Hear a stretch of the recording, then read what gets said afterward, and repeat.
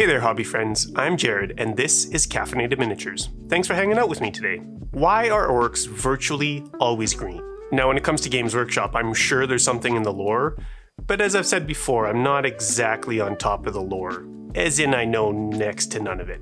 And while I've certainly painted my fair share of green-skinned bastards, I wanted to step out from that big, green, orky shadow, add a little more color to my life. Something fun, vibrant, outside the box. Now, I don't have a ton of paints, but this purple from Vallejo Model Color is definitely one of my favorites. And add another personal favorite, Ice Yellow, and I think we're onto something.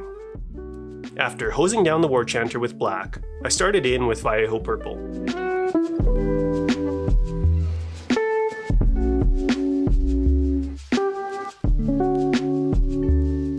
As I was aiming for solid, opaque coverage, I ended up smearing 2 coats of the purple on all of the flesh. To build those volumes, I began to add Ice Yellow to the purple. I liked adding Ice Yellow to brighten the purple rather than something like white, as it maintained the vibrant color rather than kind of washing it out.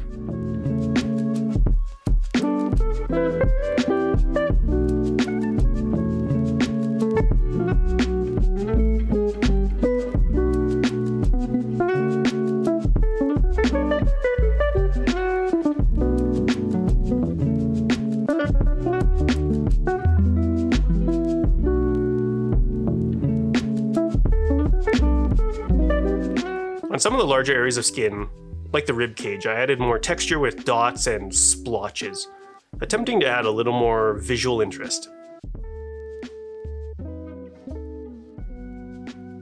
Then, as a means of drawing the eye to the head and face, the brightest highlights with the most Ice Yellow in the mix were focused there. Admittedly, once the skin was done, I really didn't know what direction to go in for the armor, but understanding that decision points can be a big hang-up, a place to get stuck, I moved on to the pants.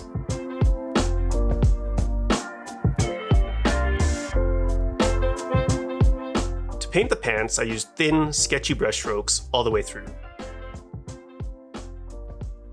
Starting with Vallejo Flat Earth, then medium flesh tone, then mixing in more and more ivory to build up the volumes and highlights.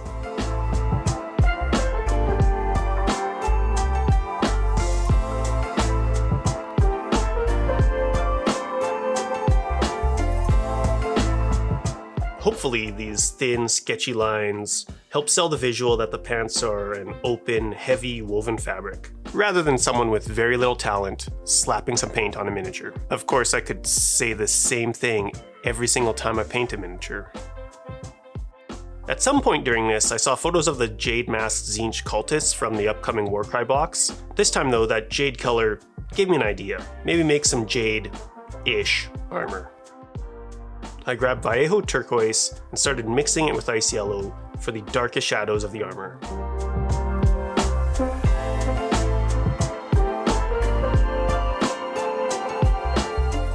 I was pretty quick and slapdash in building the highlights here, adding more and more Ice Yellow.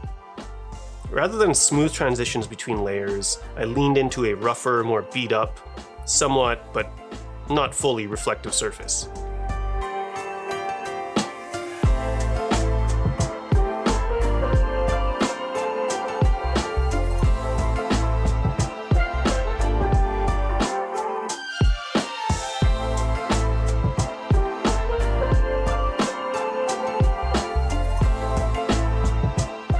Wrapping up the armor, I moved on to these damn bones, horns, teeth, whatever. I wanted to explore a less warm, bony bone color, so I began with a mix of light sea gray and dark sea green, creating a rather cool blue-gray base coat for these horns. Then, adding ivory to the mix, I worked up the highlights towards the points.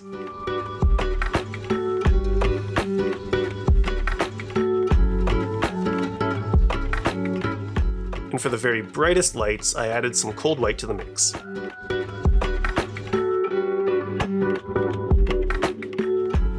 In an attempt to darken the bases of these horns, I diluted some black ink, using it to glaze in some grungy darkness to the bases. Then I heavily diluted the brightest mix and glazed that towards the tips, going back and forth between the two until I was reasonably satisfied with the result.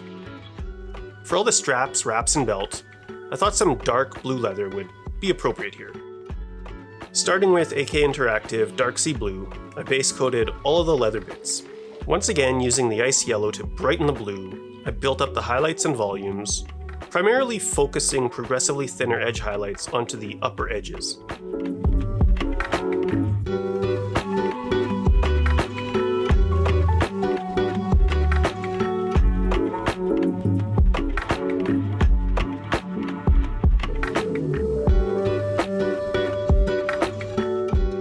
And really cursing at myself that I glued these freaking bone horn things to the model prior to paint. They were just a pain in the butt to work around.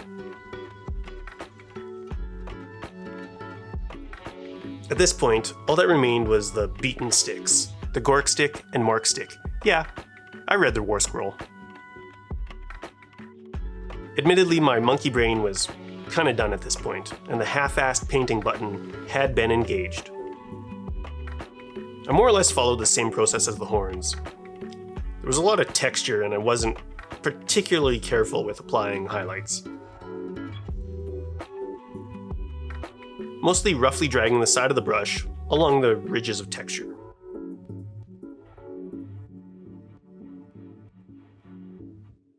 Somewhere along the line, I decided to use this as more of an underpainting exercise, as I then grabbed Gryph-Charger Grey contrast paint and slapped it on top, which turned out not too bad. Once that was dry, I painted the inside of the eyes, mouth, and nose white. I wasn't too careful here, as any white that ended up slightly outside of these areas would help us in the next step. I then grabbed Ethermetic Blue contrast paint and slapped it over the white, being sure to also cover any white that made it over the edges. And after that was dry, I mixed some cold white into light sea gray, dry brushing it over the same areas, helping create a very slight glowing effect. I was going for a very subtle glow, and I think I was mostly successful.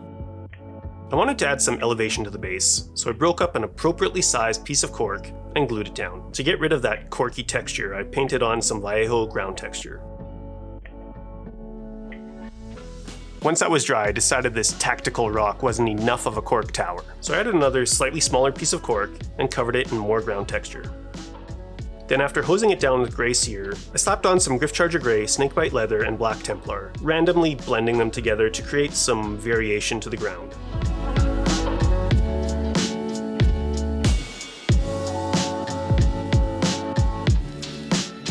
To add some more contrast, I dry brushed on a mix of deep sea blue, ice yellow, and cold white.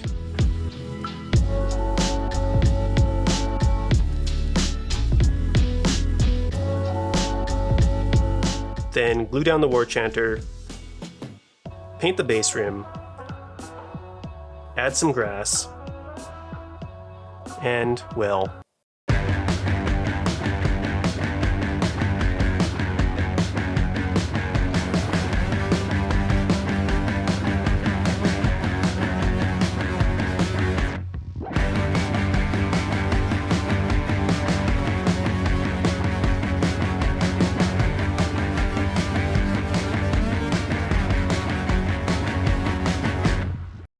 there you go, a colorful, non-green orc, and one that I'm fairly happy with.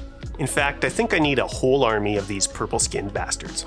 So expect some more orky content in the future. Now, what do you think of this purple fella? Do you come up with your own paint schemes, or do you stick closer to the box art? I'd love to hear your thoughts in the comments below. As always, if you made it this far, you are an absolute legend. If you liked the video, then like the video, subscribe, and do all the things. And thanks for watching. You are awesome. And I'll see you in the next one.